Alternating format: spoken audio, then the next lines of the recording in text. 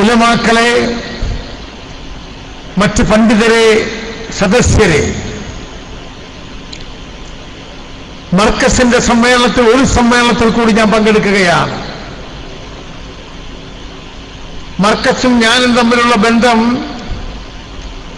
കാന്തപുരം ഉസ്താദും ഞാനും തമ്മിലുള്ള ബന്ധം കുടുംബപരമായ ബന്ധമാണ്.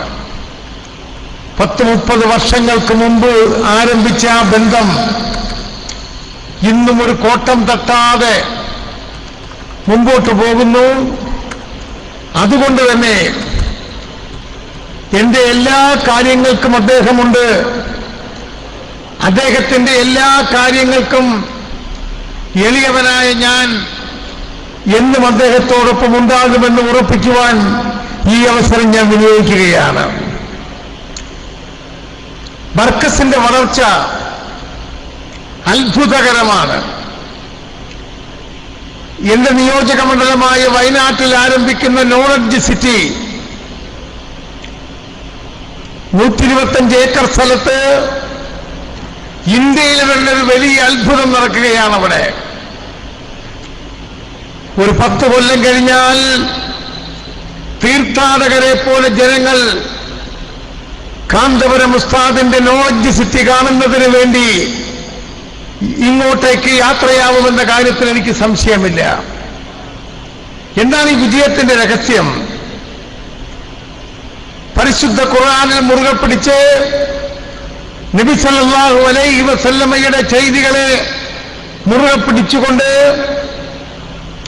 മതത്തിന്റെ പ്രബോധനത്തിൽ നിന്നും ഒരു അണുവിട പോലും ചലിക്കാതെ എന്തെല്ലാം പ്രകോപനങ്ങൾ ഉണ്ടായാലും ഏതെല്ലാം രീതിയിലുള്ള വിമർശനങ്ങൾ ഉണ്ടായാലും താൻ വിശ്വസിക്കുന്ന പ്രമാണങ്ങൾക്ക് വേണ്ടി നിലകൊള്ളുന്നു. അതുകൊണ്ടാണ് അല്ലാഹുവിന്റെ അപാരമായ അനുഗ്രഹ വൃഷ്ടി അദ്ദേഹത്തിന് മേലുണ്ടാവുന്നത്. അദ്ദേഹത്തിന്റെ സംഘാടക ശക്തി പറഞ്ഞറിയിക്കാൻ നിവൃത്തിയില്ല. കേരളത്തിൽ നിന്ന് ജീവിച്ചിരിക്കുന്ന ഏറ്റവും വലിയ സംഘാടകൻ ആര് എന്ന് ചോദിച്ചാൽ കാന്തപുരം AP അബൂബക്കർ മുസ്ലിയാർ അവർകളാണ് എന്ന് ഉറപ്പിച്ചു പറയുവാൻ സാധിക്കും. അദ്ദേഹത്തിന്റെ കർണാടക യാത്ര, ഇങ്ങനെ ഒരു യാത്ര നടത്താൻ സാധിക്കുമോ? കാന്തപുരത്തിന്റെ കേരള യാത്ര ഒരുപാട് സ്ഥലങ്ങളിൽ ഞാൻ പങ്കെടുത്തു. പതിനായിരങ്ങളാണ് അണിമുറിയാതെ ആ യാത്രയിലേക്ക് പങ്കെടുത്തത്. അതുപോലെ തന്നെ കേരളത്തിൽ നടത്തി, കേരളത്തിൽ അദ്ദേഹത്തിന് വളർച്ചക്കനുസരിച്ചുള്ള ഒരു സമ്മേളനം, ഒരു യാത്ര നടന്ന് നമുക്ക് മനസ്സിലാകാം. കർണാടകത്തിലോ ഞാൻ മനസ്സിലാക്കിയത് കർണാടകത്തിൽ കേരളത്തെക്കാൾ ഗംഭീരമായി കർണാടക യാത്ര വിജയിച്ചു എന്നാണ് എല്ലാ മാധ്യമങ്ങളും റിപ്പോർട്ട് ചെയ്തത്.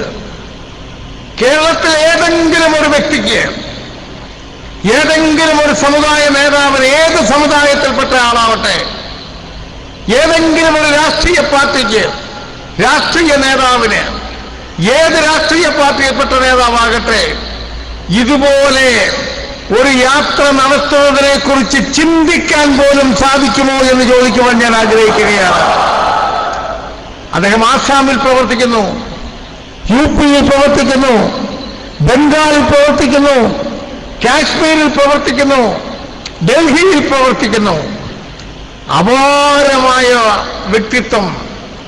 ആ വ്യക്തിപ്രഭാവത്തിന്റെ മുമ്പിൽ കേരളത്തിലെ വിദ്യാഭ്യാസ സാംസ്കാരിക രംഗത്തുള്ള വളർച്ചയും ഉണ്ടാകുന്നു.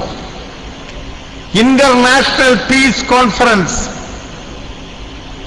ഏറ്റവും അനുയോജ്യമായ ഒരു സമയത്താണ് ഇത് നടന്നത്.